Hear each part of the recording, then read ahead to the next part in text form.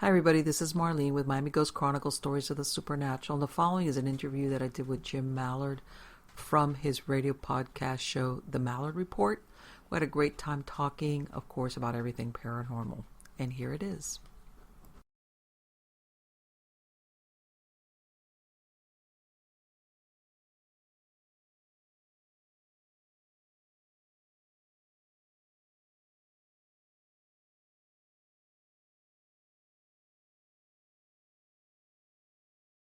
You interested back in the 90s?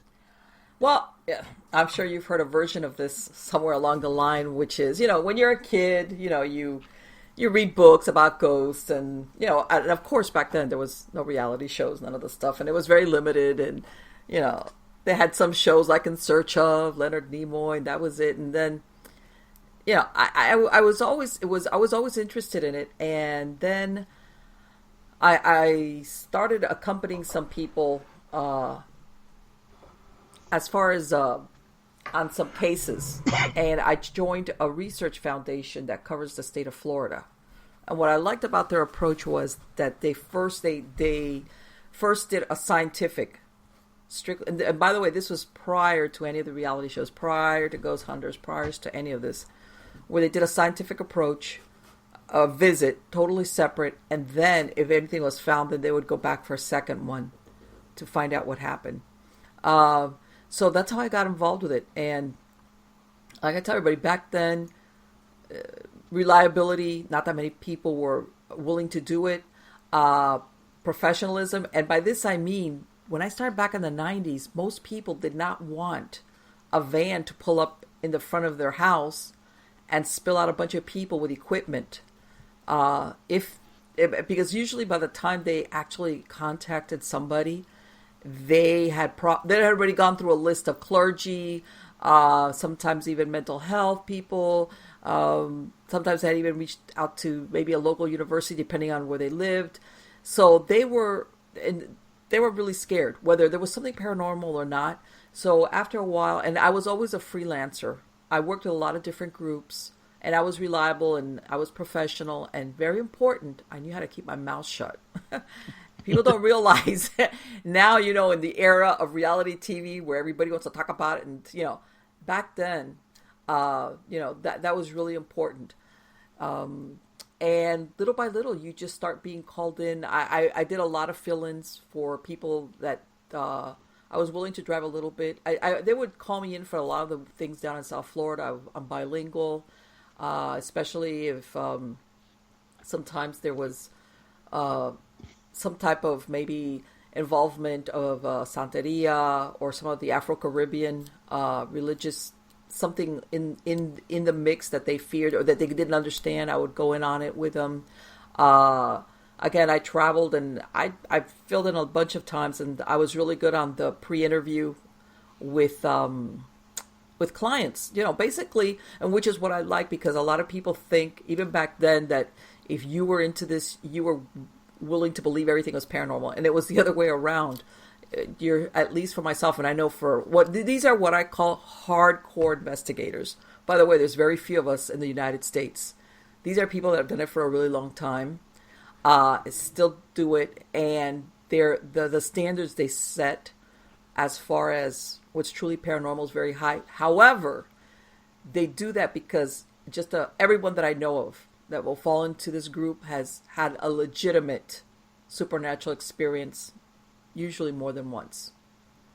So they kind of differentiate between sensationalism or people working themselves, priming themselves to take something that's really not that significant or questionable and make it into like, what? This is really paranormal. On the contrary.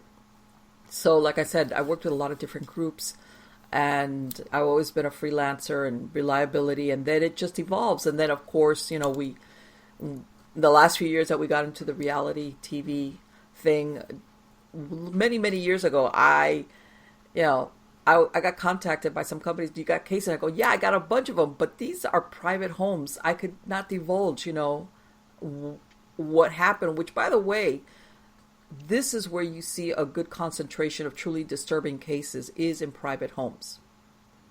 All right. I would say the exception to them as far as historical landmarks would be asylums or prisons. Those right there, you're guaranteed you're going to have some type of hauntings besides residual, and there's a good chance that a lot of them are dark. But besides that,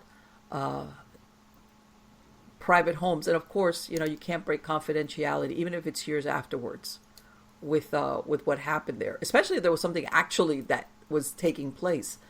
And then, it led me in the last few years to write about it. I've done podcasts. I have emails stretching back till like the early 2000s of people would email me their stories or things that would happen to them. Just, things that occurred to them. They never understood why it happened or what it was, or, sometimes they moved away. In other words, there was just something that occurred to them.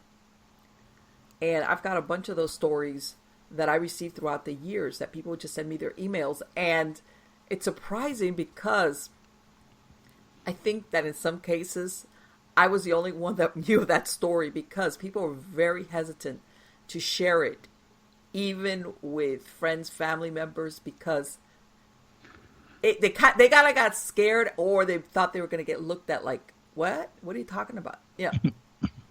That kind of deal. So, yeah. Yeah, it is far easier to share a story with a stranger that isn't in the same room with you than somebody you know. Well, or a sympathetic ear at the very least, or somebody that they think, hey, but this person's seen or heard it all, so they're not going to be like, oh, wow, you're crazy, something like that.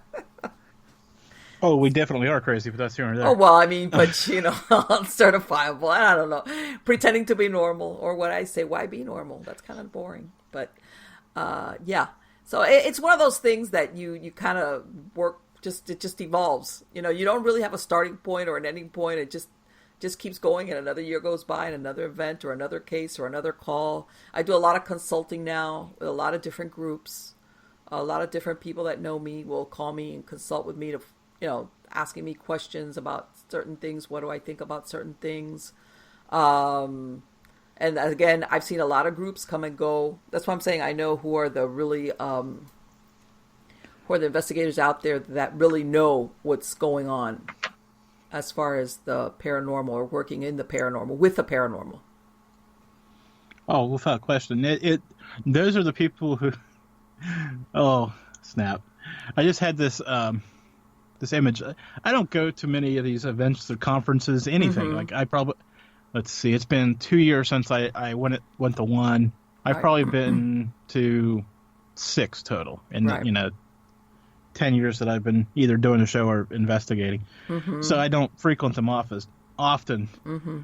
Because of moments like this. I was walking around this one event, and I got to the corner and started around the corner, and on the banner on the front of the table, how was it worded?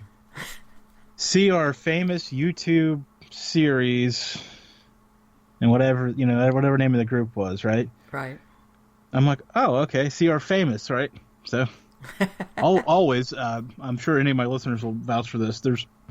If I don't have my phone in my hand, it's in my pocket. It's like never too far away from me. So I go to YouTube, search this famous YouTube series, and they have 17 subscribers. Okay, well, what can I say? And I'm like, famous. And then I started looking at the view counts on the videos, and I'm like, there are more people in the room than this. Subjective. It's a subjective term. It's a subjective term. It really is. I want to say the last time I haven't been that often. I think the last conference I was like Scarefest, like in 2017. That was the last one I went to. And it was interesting because I got out to speak to a lot of people. I like speaking to paranormal investigators. I love it, but I love speaking to ordinary people that tell you these stories. That's really what I like. When they sometimes, like I said, I don't need an explanation. I don't. Sometimes there isn't. But I love to hear these stories about experiences that people have had, and that's the one thing I could say that's a good place to find out about it. But yes, I know what you're saying as far as sensationalism being the main the main idea behind the group. And then the time before that, I went to this event, and I just seriously made a loop around the room. Right, didn't pass out any business cards. Didn't say hello to anybody. I just kind of walked around, walked back outside. And because I knew somebody that was out smoking, I'm like, oh, okay. So I just walked in, readmission, whatever. I just wanted to see what was going on in there. And next thing I know, there are 25 people in this circle around me. We're all, like people I know, people that want to, get to know me because of this, that, or the other. And I'm like, if you're all out here, who's in there? Exactly. Yeah, it's and you know what? I'm telling you, some of the best, most authentic, interesting, disturbing, whatever you want to call it, stories I've gotten just by sheer chance. When you start talking to somebody, just sometimes even about other things. But of course, if you're at a place, like say, for example, like Scarefest, but if it's happened to me in other places where, conversations go in that direction, or like you said, somebody will come up to you and they'll start talking, but these are ordinary people. What I mean by that is that they're not paranormal investigators or anything. And then they'll start telling you these stories that they're like, that you're like, what in the world? This is way out there. This is great. And totally different setting from what you would think that you would hear all these ghost stories or paranormal stories or creepy stories, whatever. That's happened to me where people seek you out. Like I said, sympathetic, you'd be surprised. Sometimes people just are wanting to, like, I need to tell somebody about what happened to me. I've got a story for that too. When did this become story time with me? I don't know. Then right now it just became story time with Jim. Let's go. So I was at a flea market at the mall. Kind of hokey, right? But anyways, I like it because it was indoors and air conditioned, right? So I'm there. I'm not sure how it brings business to the people that are actually in business there, but nevertheless. I was walking around, and this old gentleman, not old, older gentleman, old, walks up to me. I've got my local team hat on. But that's it. And I'm not like kind of throwing it out there anybody. I'm just kind of wearing a hat.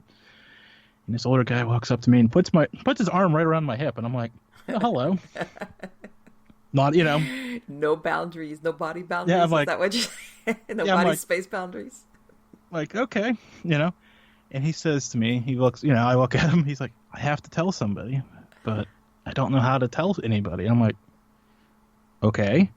I'm just kind of in this weird sense. He's like, my wife passed 6 months ago, and I've seen her most every day since then. Oh, okay.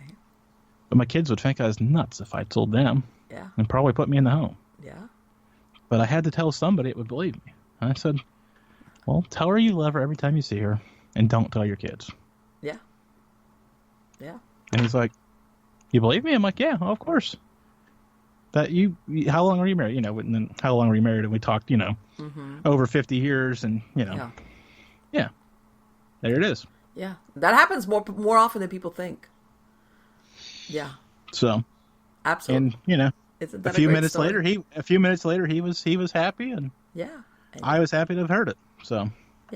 Yes, and you know what? And when you speak to people like that, you could tell it's not like a wishful thing, like, oh, I wish, or that they're kind of conjuring this person up because they miss them. They're legitimately, just because they're old, it's not like they've lost touch with reality. I can see that happening, and I absolutely understand that part where he's kind of being a realist. If I say this to my kids, you know where I'm going. Yeah. So, yeah, he was not ready for it. I could tell you that. It's like, yeah, of course. So yeah, it's sometimes that happens a lot with people. That's why I'm saying. Sometimes I've heard stories of people saying, I've never told anybody, and they really mean I've never told any about this that happened, because disbelief. Sometimes even if they have a certain job, they don't want the story to get out.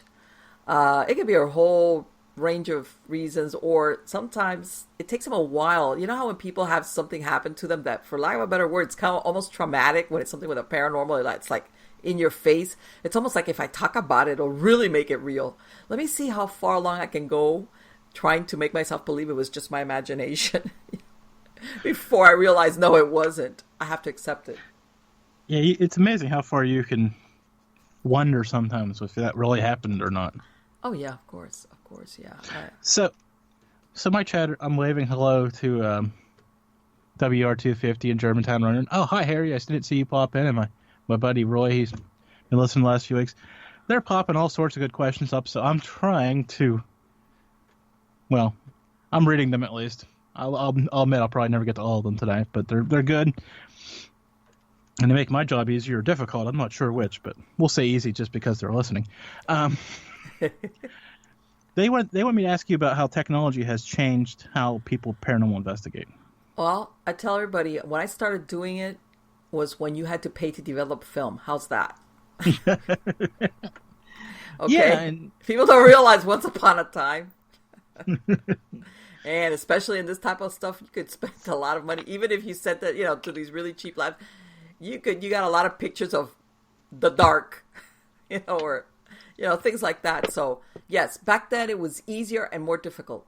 It was easier because, of course, you didn't have all the equipment and stuff that you got now, which sometimes I think tend to be a little bit distracting because you get so caught up because people don't realize, yes, even though, some of these things are automated, but sometimes you might even need a person to be monitoring some cameras, or if you've got something that's picking up some type of information.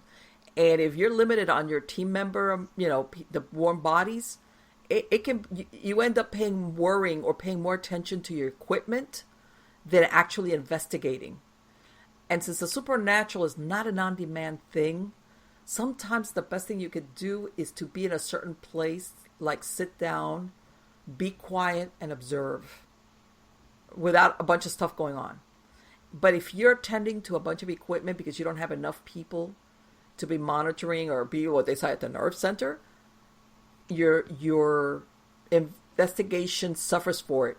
Back then you had maybe some, you could take a base temperature reading, you had cameras, you had cassette players, things to record, and of course you had the little Radio Shack digital recorders. It kind of evolved, but it was more basic. EMF, you have to be real careful with EMF. That's so many false positives and stuff like that. So, for lack of I used a lot. I have had dowsing rods for the last 15 years, which are excellent as far as I'm concerned from my own personal use.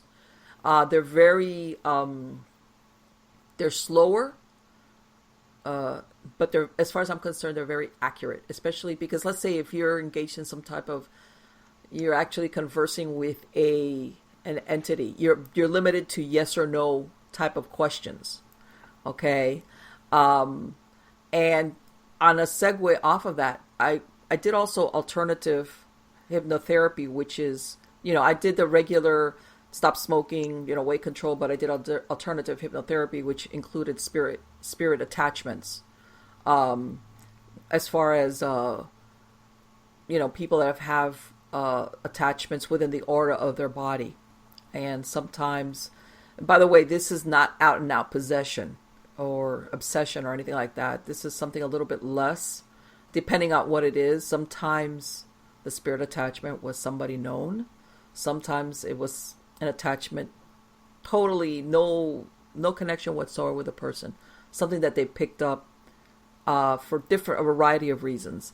So, I've handled it both from a paranormal investigation setting to a clinical setting where you're working with somebody because this is affecting them, and you converse or you explore that possibility via hypnosis.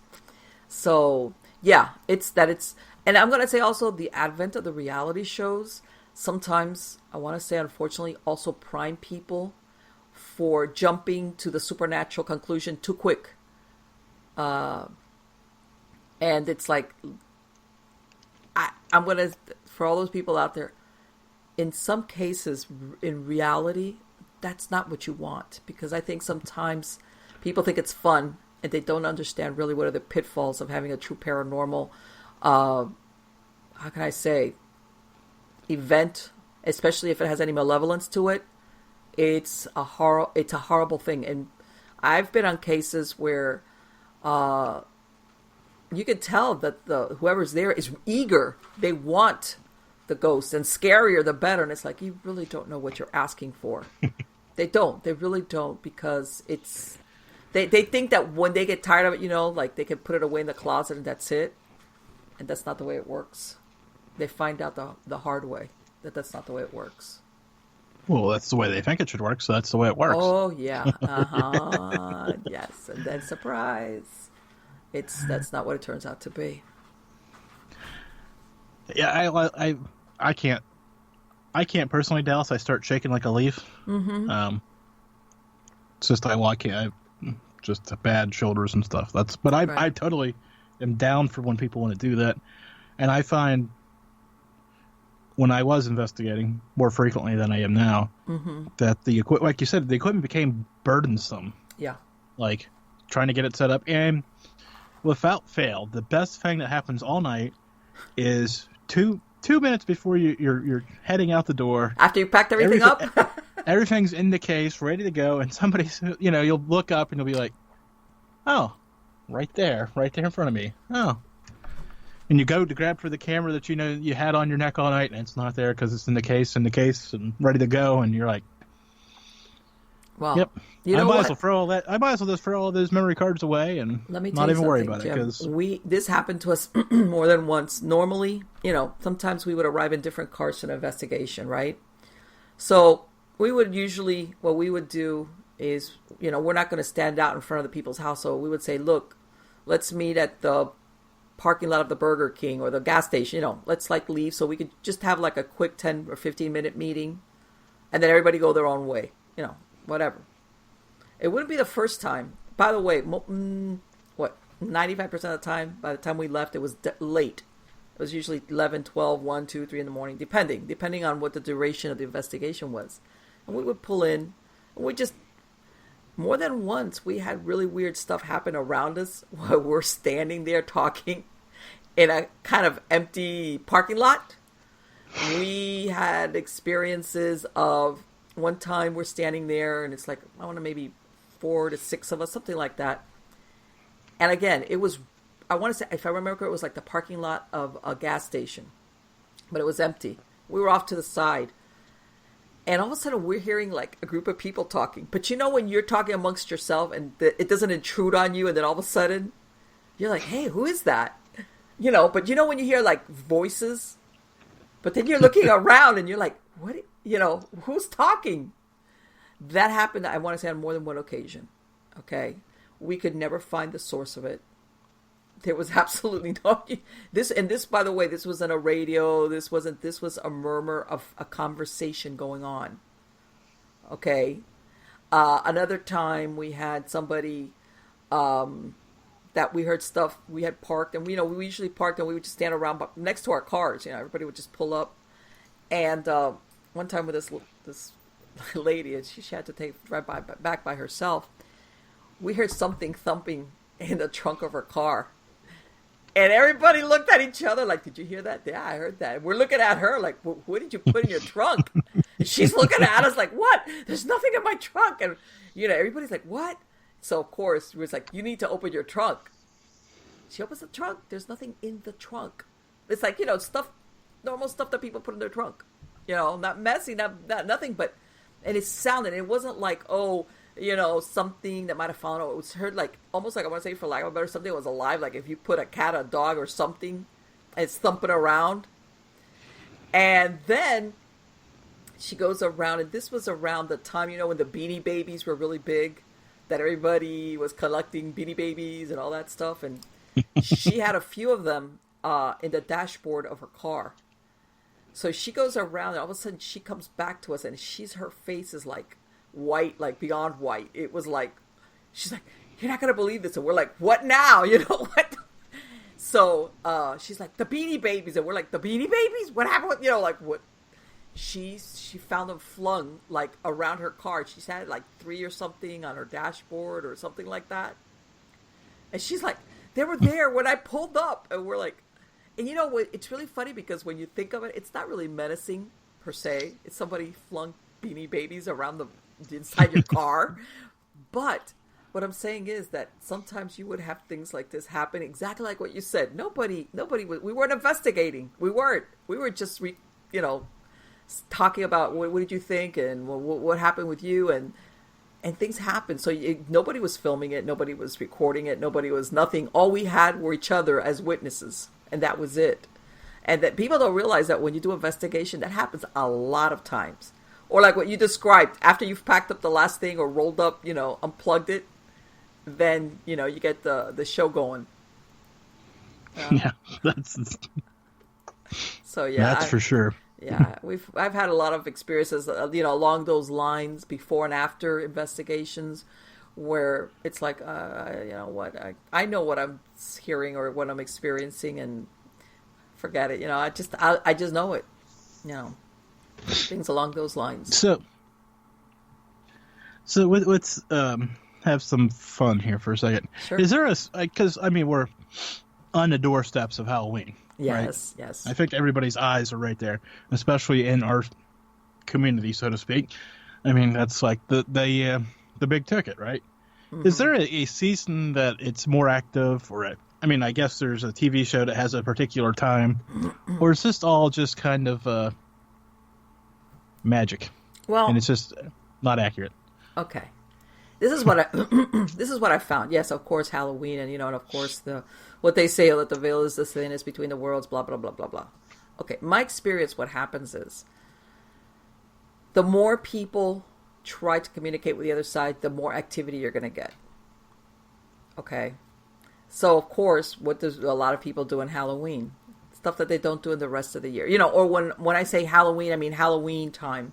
That you go to the stores and they've got all this stuff and everybody's like, oh, let's do this, let's do that, let's pull out of the Ouija board, let's go visit the cemetery, let's do something scary, so that you see an uptick sometimes in people having experiences because at that time you have actually more people trying to really communicate, even though you would think everybody's doing it 24/7, 365 a year. There's a lot of people that normally just watch, actually participate or try to do something because they try to get scared. And every once in a while, no, more than once in a while, I take that back. They actually, like, dumb luck. You will have these entities that are free floating. They're discarnates who are not bound to a place, as in the typical haunted house. And all they're looking for is exactly that. Somebody reaching out to them, trying to communicate. And if you have one sensitive amongst you or anybody that's got some type of, they're a medium, that's it. You get connected. So yeah, that there's more. It's just because more people are thinking about it and actually attempting it.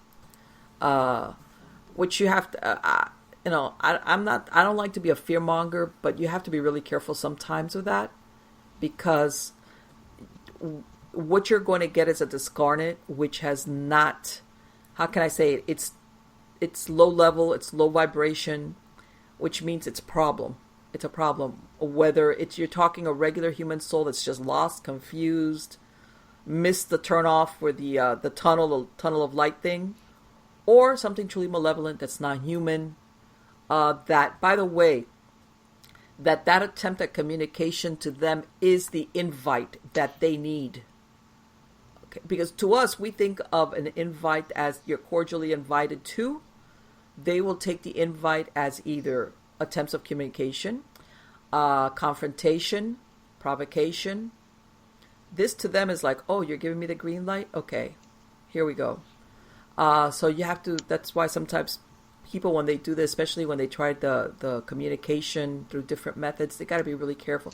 Or when they go to cemeteries and there's stuff lurking in cemeteries, not only the obvious, which is, this is where dead people are buried, but because you'd see a lot, people would be surprised how many rituals or spell work items are tossed inside cemeteries. Or if you are having somebody that's harnessing a discarnate for divination purposes, at one point if they want to get rid of them, they'll leave them at a cemetery. I mean, there's a lot of stuff that you can find at a cemetery. That's not what everybody thinks. Of course, the people that are buried there. You have something called cemetery sentinels. Again, people around Halloween time, this is like, wow, what should we do? Oh, let's go visit the cemetery. And that's sometimes where they run into a problem. Well, I personally believe cemeteries are the most peaceful places I visit, but you're right. People go there and do all sorts of things for whatever reason. I guess it's just probably because, they believe it has a special power, and Anyways, well, you know I've what? heard. You could. Well, this is South Florida, which is there's a lot of right now I could about every time, I want to say 90% of the times that I've been to a cemetery for whatever reason, I have found some type of ritual item or dead animal on cemetery grounds, which is ritual work. I found that. Yeah. And and if you think it's coincidental that they chuck that in the cemetery, no, it's not.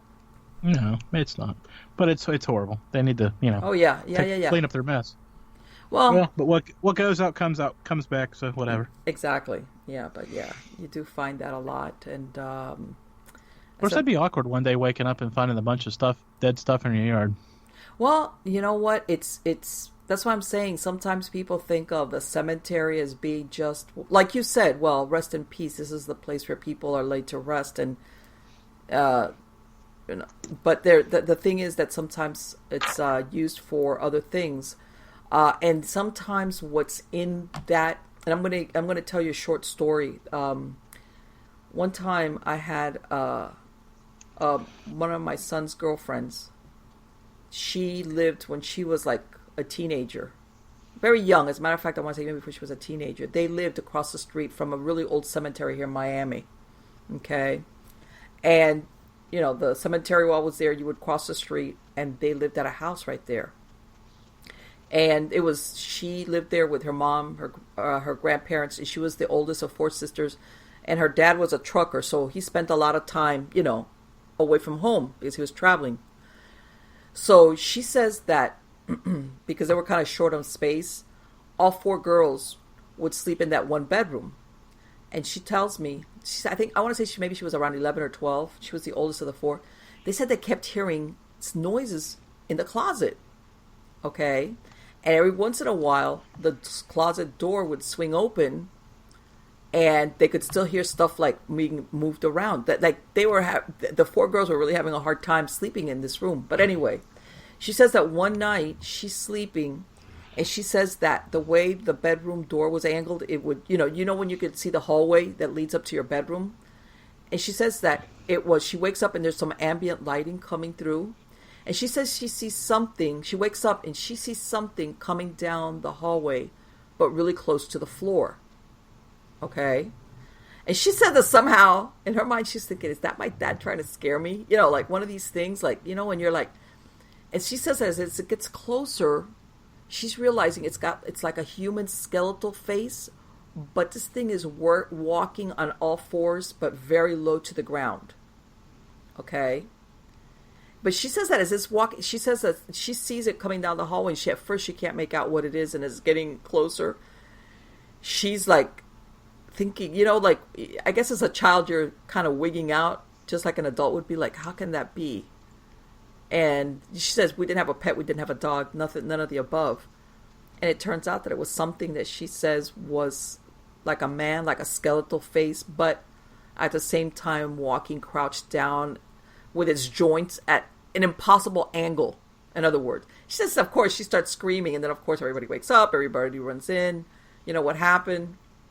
And she says it was a rental. They moved out of there for like pretty soon afterwards, and then later on her grandfather had struck up already a friendship with some of the neighbors who lived in the adjoining houses, and turns out that house, they would have renters come and go frequently, and that a lot of the people, because this was an older neighborhood in Miami, just about every property that ran along the perimeter across the street from the cemetery would either, if it was a rental, they would have a steady come and go. Same thing with sales of houses. So again, you have that bleeding off of what happens or what's done in cemetery grounds.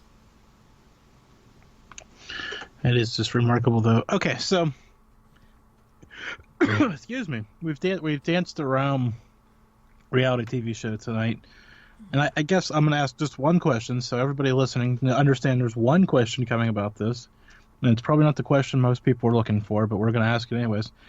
Zach Bagans in the Demon House. Do you believe he did the right thing by tearing that house down? I want to say yes. Yes. I mean, it was because I think about, okay, he bought the property. Okay, if he would have left it standing, I think that maybe what he was trying to avoid was it being a problem for the neighbors, or for people doing weird stuff, or just congregating and running over it. Because I'm thinking, I might be wrong, but what are the chances are who would want to rent it? Or if somebody rented it, what were their purposes? And then it would probably have people tramping all over the place. And part of me wants to say, would it have been great to be able to investigate it, considering that according to him it was a very dark entity in there? Or was it, hey, I'm going to do these neighbors a favor and I'm going to demolish this thing so that they're not here suffering because this house now is infamous? Yeah, there would have been a lot of crazy activity. People have been breaking into it just because. Oh, yeah. Yes. Just because. Okay, so let's talk about the books real quick before I shoot you out of here. You've got... I looked at this, and then I see some of them were coming, and I think some are... Isn't there one coming out soon, or just out Right, recently? Yeah. I have my first 3 books are nonfiction, which is the Haunted History of the Old West Wicked Ladies, and I put out another one, which is it's a fiction. It's Lady in the Blue Kimono, film noir murders. This was because I did a lot of research. I found it's like a list of barely known but truthful murder cases that happened around the times of the 20s, 30s, and 40s. And then this last one I did, which is Supernatural Safety, which is that I give DIY advice for people that are experiencing some type of paranormal events as to what they can do themselves. And in some cases, this is beyond you. Stop right there, and you need to get somebody to help you. Clergy, a paranormal group. But there's other stuff that you can do, and that's what that paranormal, that Supernatural Safety book is about. And now about to release another one. This is my first fiction book, which is Walker Between the Worlds. And that's like a supernatural dark fantasy that it's probably, I'm thinking it's going to be released probably, I think it was October 17th is the date that it's set to go. Well, send me an email here this week, and I'll get you a date in October, and we'll have you back to talk about. We'll light this all up again, because I feel this conversation is far from finished, and I also feel that even if I kept you on for the next 20-ish minutes, that the conversation wouldn't be finished then either. So let's just put a nice little. Oh, give me your website real quick before I hang up on you. You can go to marlenepardo.com or miamighostchronicles.com. Either one has all the information about the shows, about the books, about everything. Because I feel there's a lot on the table. We didn't even get into any of the... there's a lot of stories like we ran across, and I'm sure there's some more that we can run across and get into. Oh, yeah. So, yes, I feel good about that. Yes. So maybe we can have a Jim and Marlene story time. Yeah, we'll do that again. Maybe as fun as that was. It's amazing, because I normally, there's times I just kind of just ask the next question and don't go to that into that interjection mode. So I don't know. Must be good tonight. So, hey, but thank you again for allowing me this little bit of flexibility tonight. And then, like I said, we'll get you back, and I'm sure I still have other questions on my sheet. So my prep work is probably done, and we'll talk about the book as well. Fantastic. It was my pleasure. Thank you so much. And that's Marlene.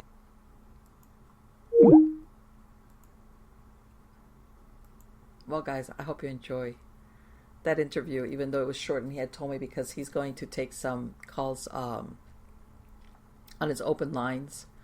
So, yeah, that was kind of an off-the-cuff interview, and I hope you guys enjoy it, and you're going to come back and listen to my podcast, Stories of the Supernatural, or if you're into the